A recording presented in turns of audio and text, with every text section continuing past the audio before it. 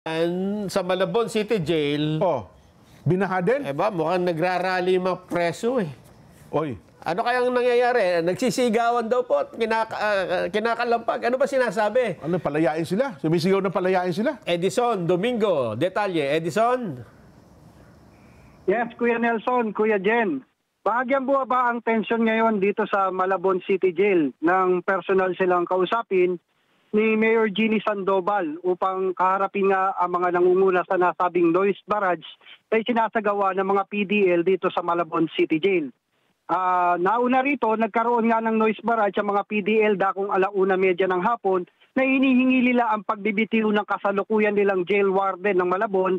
Tinatayang nasa mahigit 600 ang PDL na narito sa nasabing building.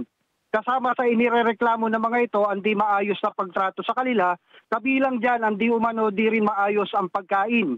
Nakita din nating iwinawagayway ng mga PDL ang sa puting bandila na nakasulat ang salitang media at ibaba ang warden. Habang isinisigaw ang iba't ibang panawagan, kasama nga ang pagbibitiw ng kanilang kasalukuyang jail warden. Kasalukuyan narito rin sa paligid ang mga opisyal ng BJMP, PNP maging ang BFP upang mamanatili ang kayusan sa nasabing lugar. Edison Domingo Jr. para sa Ganang Mamamayan. Sino daw ba ang jail warden nila dyan? Edison, ano pangalan?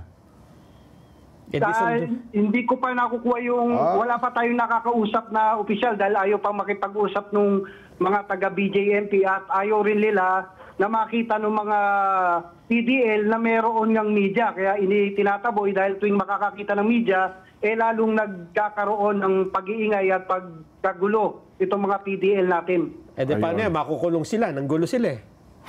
Alarm and scandal. Panibagong kulong yan. Sa sila'y kukulong. Ganun nga yung Kuya Nelson. Sa sila'y kukulong.